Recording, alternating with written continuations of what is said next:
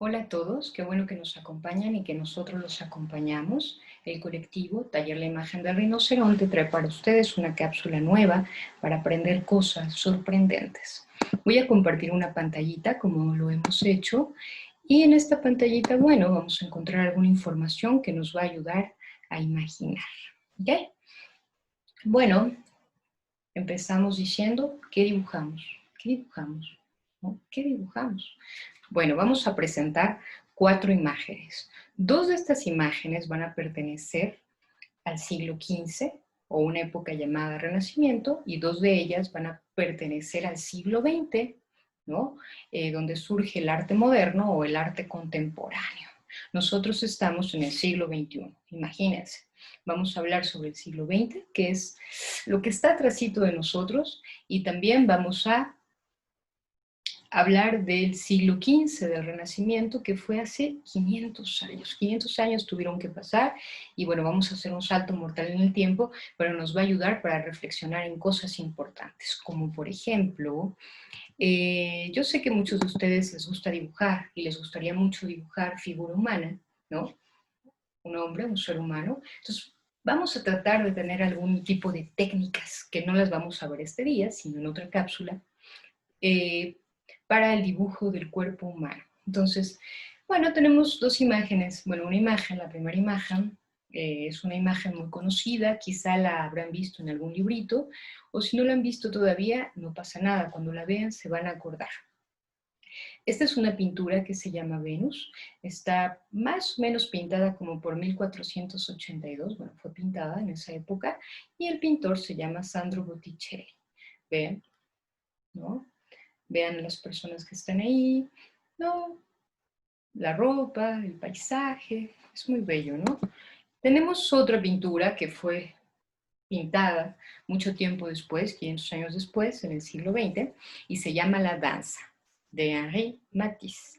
Entre esta segunda imagen y la primera que observamos, se dan cuenta que hay un poco de cambio, voy a volver a pasar la anterior, en el cuerpo humano.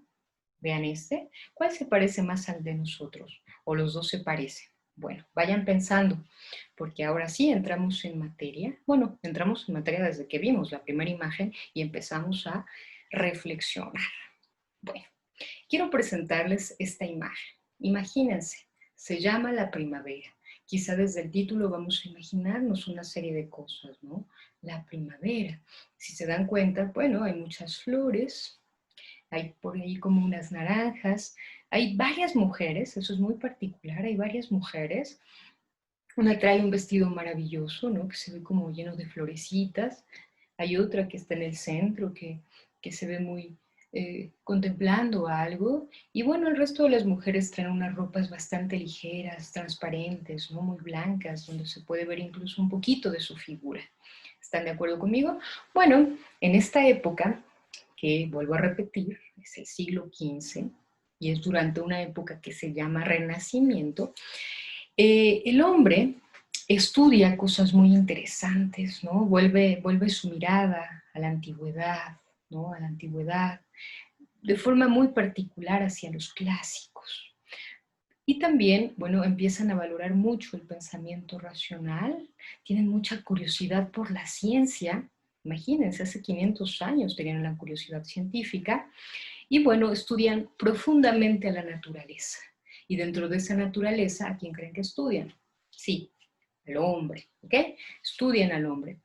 Bueno, eh, hay varias cosas importantes que ellos exploran. Una de ellas, quizá de las más importantes, es el estudio de la luz. Cuando hacen este estudio de la luz, surge algo en pintura que se va a llamar el claroscuro. ¿Ok? Guarden este concepto, en algún momento quizá lo lleguemos a ver, o si no, ustedes lo van a ver, ¿no? En una época de su vida, si siguen dibujando, si siguen interesándose por el dibujo, por la pintura, por las artes. Y bueno, también surge o se estudia de una forma particular la geometría espacial y con ello surge otra de las palabras clave, el punto de fuga. Un punto de fuga, ¿se imaginan? Y bueno, hay un estudio muy particular de la anatomía y entonces Ahí en la anatomía a lo mejor han escuchado a otro nombre, ¿no? Que es bastante particular, y si no lo han escuchado, no se preocupen con nada de lo que no han escuchado, porque a lo mejor a partir de ahora van a poner un poquito más atención.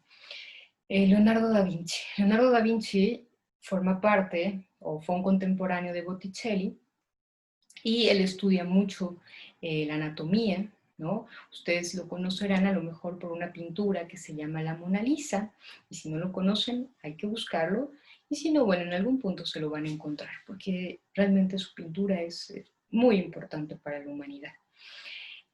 Bueno, también en esta época, otro de los grandes es Miguel Ángel, y pinta una cosa que se llama la Capilla Sixtina. Si tienen tiempo, busquen todo este tipo de datos, y si no, bueno, hay que imaginándolo un poquito a partir de esta imagen que estamos viendo. Entonces, ¿qué es lo importante? Que todo este tipo de reflexiones que hace el hombre en esa época los guía o los ayuda para pintar de esta manera, ¿no? Van surgiendo necesidades para, para plasmar, ¿no? Su pensamiento, un pensamiento muy, muy grande. Acuérdense que el hombre es un ser maravilloso que genera cosas impactantes. ¿Se acuerdan que en la prehistoria pintábamos animalitos? Bueno, acá pintamos la figura humana de una forma maravillosa, ¿no? De ensueño. Incluso pueden imaginarse ustedes adentro de la pintura, ¿no? Si la van a ver después con más detenimiento, cuando ya terminemos esta cápsula, se van a sorprender de todo lo que van a encontrar, ¿no? Les decía que íbamos a ver siglo XV y siglo XX también. Bueno, en el siglo XX tenemos otra cosa muy interesante. Vamos a ver qué les parece. No se sorprendan. Este es el siglo XX. Tenemos una pintura que se llama Les Demoiselles d'Avignon, o Las Señoritas de Aviñón, y fue pintada por uno de los grandes hombres de la pintura, que fue Pablo Picasso. Entonces, quizá algunos también escucharon este nombre, y si no, recuérdenlo, porque Pablo Picasso fue uno de los hombres importantes del siglo XX, ¿no? Sobre todo en materia plástica.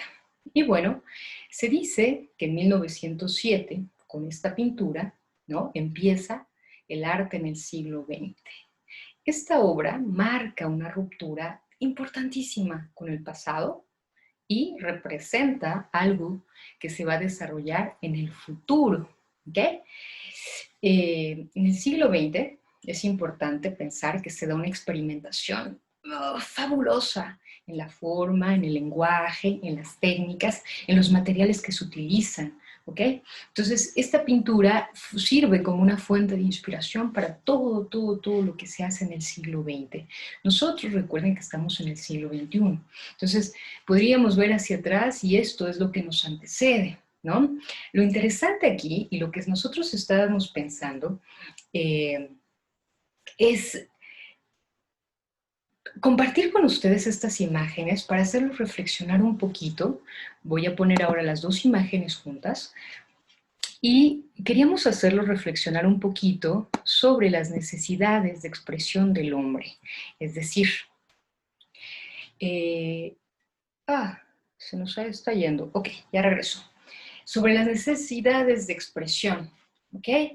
Vean cómo en el siglo XV, hace 500 años, más de 500 años, se pintaba como se pinta a la derecha, ¿no? O eran unas exigencias, era una estética, una forma, ¿no? Que se quería alcanzar, y de repente 500 años después, en el siglo XX, empieza a cuestionarse esa forma clásica de pintar el cuerpo, de dibujar al hombre, al ser humano. Seguramente ahorita que están viendo las dos figuras, las dos pinturas, unos voltean hacia la izquierda, otros voltean hacia la derecha, y algunos hacen un ojo para un lado y otros para el otro. ¿Por qué? Bueno, porque están decidiendo si les gusta más una u otra, o porque quieren ver las dos, si hay algún punto de similitud o no, o porque simplemente, bueno, en ustedes hay una información estética, hay una información sobre la belleza, y que les llame más una que otra tiene que ver con muchas cosas, con mucha experiencia que han tenido en su corta edad, ¿no? Entonces, ¿cuál de las dos es mejor? No se pregunten ese tipo de cosas, porque las dos son maravillosas, las dos tienen cosas importantes que comunicarnos. Lo que a nosotros nos interesa ahora es nosotros ¿Cómo queremos comunicarnos? ¿Cómo vemos al cuerpo humano? ¿Qué pensamos de la forma? ¿Cómo queremos hacer un dibujo? Porque una de las tareas que vamos a hacer es eso, ¿no? ¿Qué dibujo queremos hacer? ¿El de Botticelli? ¿El de Picasso? ¿Cuál de los dos nos gustaría? ¿No? O a lo mejor no podemos hacer el de Botticelli ni el de Picasso y hacemos el nuestro propio, ¿no? Una de las cosas más importantes de plantearnos, estar dibujando, es imaginar. ¿Qué imaginamos? ¿Qué queremos ver? ¿No? ¿Por qué necesitamos otra manera? ¿Por qué necesitamos, eh, si ya mucha gente hizo unos dibujos con unas casitas y unos árboles o con unas mujeres en medio del bosque, ¿por qué tiene que haber otra persona que también haga cosas así? ¿Por qué tenemos esa necesidad? ¿Por qué tenemos que hacerlo diferente? ¿Por qué buscamos esa expresión? ¿No?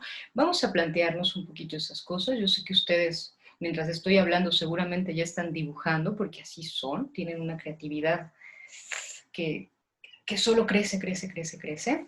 Y bueno, los dejo reflexionando en estas dos imágenes y en cómo hemos cambiado a lo largo del tiempo nuestra concepción, ¿no? Del cuerpo, de la forma, ¿no? Cómo de repente vamos de algo muy delineado, muy preciso, a algo muy desdibujado, con algunas líneas nada más, algunos toquecitos de color, no necesitamos mucho.